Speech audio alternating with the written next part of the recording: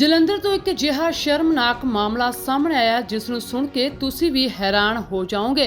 ਅਕਸਰ ਹੀ ਵਿਵਾਦਾਂ ਦੇ ਵਿੱਚ ਰਹਿਣ ਵਾਲੀ ਪੰਜਾਬ ਪੁਲਿਸ ਦੇ ਐਸਐਚਓ ਭੂਸ਼ਣ ਕੁਮਾਰ ਦਾ ਇੱਕ ਹੋਰ ਕਾਰਨਾਮਾ ਸਾਹਮਣੇ ਆਇਆ ਜਿਸ ਨੂੰ ਸੁਣ ਕੇ ਤੁਸੀਂ ਹੈਰਾਨ ਹੋ ਜਾਓਗੇ। ਇਸ ਦੀ ਮਹਿਲਾ ਦੇ ਵੱਲੋਂ ਇੱਕ ਰਿਕਾਰਡਿੰਗ ਵੀ ਕਰ ਲਈ ਤੇ ਰਿਕਾਰਡਿੰਗ ਤੁਹਾਨੂੰ ਸਭ ਤੋਂ ਪਹਿਲਾਂ ਸੁਣਾ ਦਿੰਦੇ ਆ ਤੇ ਫਿਰ ਕਰਦੇ ਆ ਪੂਰੇ ਮਾਮਲੇ ਤੇ ਗੱਲਬਾਤ। घर पे। अच्छा, तो तुम्हें आऊंगा बारिश बहुत हो रहे थे सर। और तो अटकी है। हाँ जी, हूँ आ जाना। तारा क्या काम थे? हाँ जी, चला गया। आज 10 मिनट में आ रहा हूँ। कितनी देर पहुंचेगी? हाँ जी, कितनी देर में आएगी तुम? मैं अकेले आऊँ सर की कुड़ी के नाल लेके आऊँ? अकेला अकेली ना अकेले आना कोई बात है सर? कितनी देर में आओगी? सर कोई बात तो नहीं है? तुम्हें पता ही है। क्या खुल के दसोगे तब तो मेरा डर हटेगा ना। आओगे फिर ही ना। दसो तो सही, मेरे को डर लग रहा है। डर का अंदर ना कर दो आप। वो तेरे को बताया करेंगी। डर लग रहा है। मैं तेरे कुछ नहीं करना आजा। ठीक है जी। हाँ, कितनी देर जाएगी? बस निकल जाऊंगी। 5 मिनट में 7 मिनट। कुछ करना है क्या? कुछ करेंगे, देखते हैं। ठीक है सर। 5 मिनट में आ जाओगी? हाँ 10 मिनट लग जाएंगे। आ जाओ, जल्दी आ जाओ। ठीक है जी। आना कहाँ पे है? आप दसो ना कितने है ना। कचहरी है, कचहरी। कचेरी? कचहरी के सामने आगे उतर। कचेरी के सामने? हाँ, कचहरी के सामने उतर। हाँ जी। तो मेरे को वहाँ आके फोन कर दो। ठीक है सर। ਸੋ ਦੱਸਦੀ ਹੈ ਕਿ ਜਲੰਧਰ ਦੇ ਫਲੋਰ ਤੋਂ ਇੱਕ ਮਾਮਲਾ ਸਾਹਮਣੇ ਆਇਆ ਜਿੱਥੇ ਕਿ ਇੱਕ ਨਾਬਾਲਿਗ ਲੜਕੀ ਦੇ ਨਾਲ ਹੋਏ ਰੇਪ ਮਾਮਲੇ ਦੇ ਵਿੱਚ ਥਾਣੇ ਦੇ ਐਸਐਚਓ ਭੂਸ਼ਣ ਕੁਮਾਰ ਵਿਵਾਦਾਂ ਦੇ ਵਿੱਚ ਘਿਰ ਗਿਆ। ਦਰਅਸਲ ਇਸ ਘਟਨਾ ਤੋਂ ਪਹਿਲਾਂ ਭੂਸ਼ਣ ਕੁਮਾਰ ਬੈਸਟ ਹਲਕੇ ਦੇ ਵਿੱਚ ਚੋਰੀ ਦੇ ਕੇਸ ਨੂੰ ਲੈ ਕੇ ਵਿਵਾਦਾਂ ਦੇ ਵਿੱਚ ਆਏ ਸੀ, ਜਿਸ ਤੋਂ ਬਾਅਦ ਉਸ ਨੂੰ ਲਾਈਨ ਹਾਜ਼ਰ ਕੀਤਾ ਗਿਆ ਸੀ ਤੇ ਫਿਲੌਰ ਭੇਜ ਦਿੱਤਾ ਗਿਆ ਸੀ, ਜਿਸ ਤੋਂ ਬਾਅਦ ਮੁੜ ਤੋਂ ਜਿਹੜਾ ਕਿ ਵਿਵਾਦਾਂ ਦੇ ਵਿੱਚ ਆਇਆ ਕਿਉਂਕਿ ਲੜਕੀ ਦੇ ਪਰਿਵਾਰਕ ਮੈਂਬਰਾਂ ਨੇ ਇਸ ਐਸਐਚਓ ਦੇ ਉੱਤੇ ਗੰਭੀਰ ਇਲਜ਼ਾਮ ਲਗਾਏ ਗਏ ਨੇ।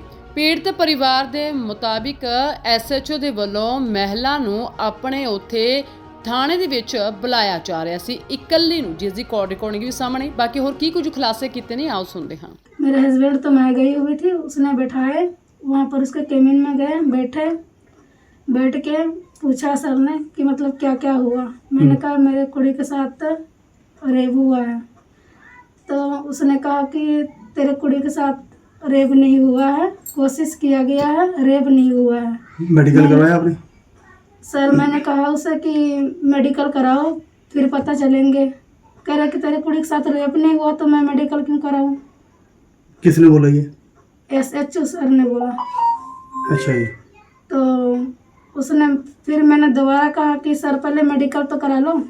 कह रहा कोई बात नहीं है, मुंडा को बुला के, तेरे कुड़ी के साथ कोई गलत नहीं हुआ, फिर भी मुंडा को बुला के मैं तो कुड़ी से 2 थप्पड़ लगवा लेना फिर छोड़ देना उसको। फिर ये बात कह दी है। तो मेरे हस्बैंड ने बाहर भेज के वो तो कह रहा कि मेरे हस्बैंड को बोला कि तुम बाहर चल जाओ।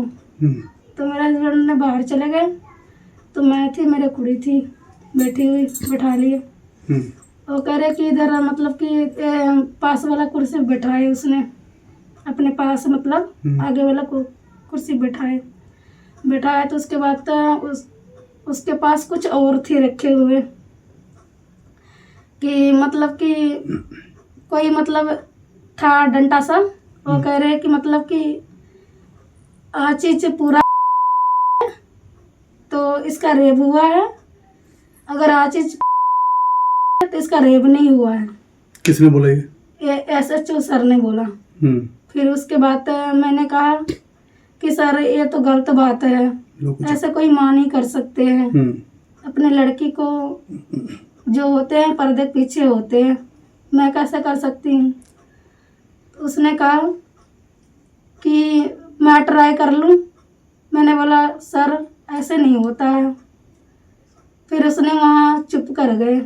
उसके बाद कुड़ी को मेरे को अपने पास बुला के छाती पे यूं यूं करके हाथ इससे बोल रहे उस थे। कैबिन में बीच में कोई महिला और भी थी?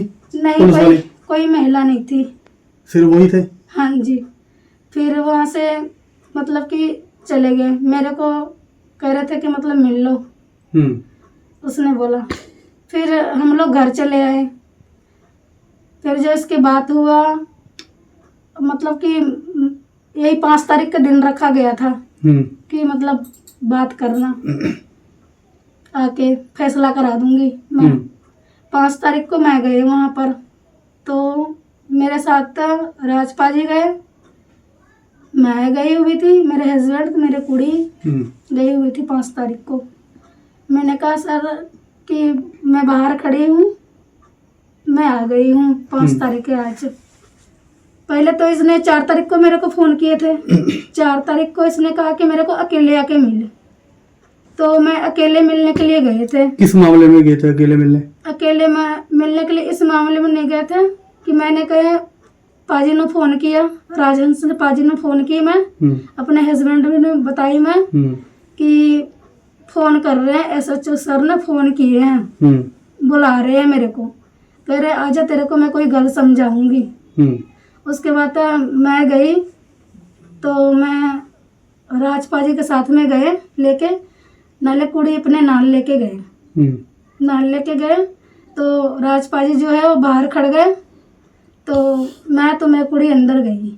अंदर गई तो वो कह रहे थे कि मैं तुमको समझाऊंगी, ये मतलब कि जो बातें हैं समझाऊंगी, उसने बोला। फिर उसने समझाने के बाद समझाया उसने नहीं मेरे को, उसने मेरे को गलत गलत बातें बोली।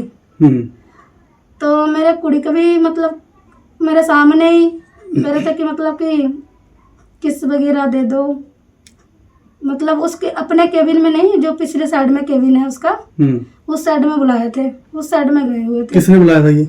SHO सर ने। SHO ने बुलाया था वहाँ पर भी? हाँ जी। अच्छा। फिर वहाँ पर गए तो पहले तो मेरे को बुलाए, फिर उसके बाद मेरे कुड़ी गए, कुड़ी के बाद फिर मेरे को बुलाए, फिर मैं चले गए अंदर। तो मेरे कुड़ी को पता नहीं वो जफ्फियाँ पा रहे होंगे, किसी कर रहे होंगे। मेरे कुड़ी का देखा मैं मूड चेंज है, तो कह रहे मम्मी मेरे को ना, वो कह रहे हैं कि मेरे को ना किसी दे दो एक। ठीक है, तो मैंने कहा कि ये इज्जत वाली बात है, बाहर नहीं बताना, ठीक है, अभी चुप कर जाओ, फिर मैं बाद में इससे बात कर लूँगी। फिर उसके बाद मेरे को बुलाया तो हाथ फेरने लगे सर। आपने बोला नहीं, रोला नहीं डाला उस टाइम? मैं बहुत बेबस थी, मैं उसका बर्दे देख के मैं डर गई थी, मैं कुछ बोलने के लायक में नहीं थी। फिर जाके उससे जब मैं डर गई तो उसने कहा कि अगर हमसे अकेले आके मिलेगी तो मैं तेरा जो रिपोर्ट जो है ना, मतलब कि ऐसे कर दूंगी कि मुंडा मतलब बाहर नहीं आएंगे, तो वो मुंडा का पर्चा कर दूंगी। ये जितना सवालें लिखे गए हैं उस पे पर्चा पे, इसने हमने बयान नहीं दिए हैं। SHO सर ने खुद और एक लेडीज थे बैठे हुए, वो लिखे गए, SHO सर ने खुद अपने मुंह से लिखवाए, सिर्फ हमने साइन किए उस पे। मैं ਜਰਨੈਲ ਫਲੋਰ ਲੋਕ ਇਨਸਾਫ ਮੰਚ ਦਾ ਪ੍ਰਧਾਨ ਤੇ ਨਾਲ ਮੇਰੇ ਰਾਮਦਾਸ ਜੀ ਆ, ਜਿਹੜੇ ਲੋਕ ਇਨਸਾਫ ਮੰਚ ਦੇ ਆਗੂ ਆ। ਇਹ ਪੀੜਤ ਪਰਿਵਾਰ ਜਿਹੜਾ ਆ, ਸੰਦੀਪ ਕੁਮਾਰ ਜੀ ਇਹ ਗੜੇ ਤੋਂ ਆ, ਇਹਨਾਂ ਦੀ ਲੜਕੀ ਦੇ ਨਾਲ ਲਗਭਗ 23 ਤਰੀਕ ਨੂੰ ਰਾਤ ਨੂੰ, ਜਿਹੜਾ 8ਵੇਂ ਮਹੀਨੇ ਦੀ 23 ਤਰੀਕ ਨੂੰ ਬਲਾਤਕਾਰ ਹੋ ਗਿਆ ਘਰ ਦੇ ਵਿੱਚ। ਮੰਨ ਲਓ ਇਹਨੇ ਸਵੇਰ ਨੂੰ ਪਹੁੰਚ ਕੀਤੀ SHO ਤੱਕ। SHO ਸਾਡੇ ਫਲੋਰ ਦਾ ਜਿਹੜਾ ਨਵਾਂ ਪਹਿਲੀ ਵਾਰੀ ਦੇਖਿਆ ਇਦਾਂ ਦਾ, ਜਿਹੜਾ ਮੰਨ ਲਓ ਵੀ ਉਹ ਮੰਨ ਲਓ ਇੱਦਾਂ ਦੇ ਕੰਮ ਕਰਦਾ ਹੋਇਆ। SHO ਨੇ ਇਹਨਾਂ ਨੂੰ ਟਰਕਾ ਕੇ ਅੱਜ 10ਵਾਂ ਮਹੀਨਾ ਹੋ ਗਿਆ, ਹਜੇ ਤੱਕ ਕੋਈ ਕਾਰਵਾਈ ਨਹੀਂ ਕੀਤੀ। ਲੜਕੀ ਦਾ ਮੈਡੀਕਲ ਨਹੀਂ ਕਰਾਇਆ। ਕੱਲ ਮਾੜਾ ਮੋਟਾ ਪ੍ਰੈਸ਼ਰ ਪੈਣ ਤੇ ਜਦੋਂ ਇਹਨੇ ਕਿਹਾ ਵੀ ਅਸੀਂ ਮੀਡੀਆ ਤੱਕ ਜਾਵਾਂਗੇ ਤੇ ਤਾਂ ਜਾ ਕੇ ਉਹ ਪਰਚਾ ਦਰਜ ਕੀਤਾ। ਪਰਚਾ ਵੀ ਥੋੜਾ ਇਸ ਕਰਕੇ ਕੀਤਾ ਵੀ ਉਹਦੀ ਲੜਕੀ ਦੀ ਮਾਂ ਨੂੰ, ਜਿਹੜੀ ਲੜਕੀ ਦੀ ਮਾਂ ਆ, ਉਹਨੂੰ ਮੌਸੀ ਬਣਾ ਦਿੱਤਾ। ਜਿਹੜਾ ਰਾਤ ਦਾ ਸਮਾਂ ਸੀ ਉਹਨੂੰ ਦਿਨ ਕਰਤਾ। ਮੰਨ ਲਓ ਉਸ ਤੋਂ ਬਾਅਦ ਬਹੁਤ ਵੱਡੀ ਘਿਨਾਉਣੀ ਹਰਕਤ ਜਿਹੜੀ ਦੇਖਣ ਨੂੰ ਮਿਲੀ ਆ। ਮੰਨ ਲਓ ਸਾਡੇ ਦੇਖ ਕੇ ਲੂੰ ਖੱਡੇ ਖੜੇ ਹੁੰਦੇ ਆ। ਜਦੋਂ ਇਹ ਆ ਕੇ ਪਰਿਵਾਰ ਦੀਆਂ ਗੱਲਾਂ ਸੁਣੀਆਂ, ਸਾਡਾ ਰੋਣਾ ਨਿਕਲ ਗਿਆ। ਜਦੋਂ SHO ਵਾਰ-ਵਾਰ ਫੋਨ ਕਰਦਾ ਹੋਵੇ ਵੀ ਮੈਨੂੰ ਮਿਲੋ ਆ ਕੇ, ਮੈਨੂੰ ਮਿਲ ਕੱਲੀ ਮਿਲ, ਤੇ ਤੇਰਾ ਘਰ ਵਾਲਾ ਕੰਮ ਤੇ ਚਲੇ ਗਿਆ, ਤੂੰ ਮੈਨੂੰ ਕੱਲੀ ਮਿਲ ਆ ਕੇ ਹੂੰ। ਤੇ ਆਪਾਂ ਕੁਛ ਕਰਾਂਗੇ ਇਦਾਂ ਦੀ ਕੋਈ ਮਤਲਬ ਰਿਕਾਰਡਿੰਗਾਂ ਵਿੱਚ ਜਿਹੜੀ ਉਹ ਆਪ ਕਰ ਰਿਹਾ ਤੁਹਾਡੇ ਫੋਨ। ਸਾਹਮਣੇ ਸ਼ੋਭਾ ਦਿੰਦੀ ਉਹ ਐਸਐਚਓ ਮੈਂ ਕਿਹਾ ਮੈਂ ਤਾਂ ਪਹਿਲੀ ਵਾਰੀ ਇਦਾਂ ਦਾ ਐਸਐਚਓ ਦੇਖਿਆ ਜਿਹੜਾ ਔਰਤ ਨੂੰ ਫੋਨ ਕਰੇ ਵੀ ਮੈਨੂੰ ਕੱਲੀ ਆ ਕੇ ਮਿਲ। ਅਸੀਂ ਬੜੇ ਐਸਐਚਓ ਦੇਖੇ ਤੇ ਫਲੋਰ ਦੇ ਵਿੱਚ ਆਏ, ਬਹੁਤ ਵਧੀਆ ਵੀ ਐਸਐਚਓ ਆਏ ਆ, ਪਰ ਇਦਾਂ ਦਾ ਐਸਐਚਓ ਜਿਹੜਾ ਆ ਇਹਦੀਆਂ ਪਹਿਲਾਂ ਵੀ ਬਹੁਤ ਘਿਨਾਉਣੀਆਂ ਕਾਰਵਾਈਆਂ ਆ। ਸੋ ਦੱਸ ਦਈਏ ਕਿ ਹੁਣ ਪੀੜਤ ਪਰਿਵਾਰ ਦੇ ਵੱਲੋਂ ਇਨਸਾਫ ਦੀ ਮੰਗ ਕੀਤੀ ਜਾ ਰਹੀ ਹੈ ਕਿ ਅਜਿਹੇ ਐਸਐਚਓ ਦੇ ਖਿਲਾਫ ਸਖਤ ਕਾਰਵਾਈ ਹੋਣੀ ਚਾਹੀਦੀ ਹੈ। ਹਕੀਕਤ ਟੀਵੀ ਪੰਜਾਬੀ ਲਈ ਜਲੰਧਰ ਤੋਂ ਦਵਿੰਦਰ ਕੁਮਾਰ ਦੀ ਰਿਪੋਰਟ।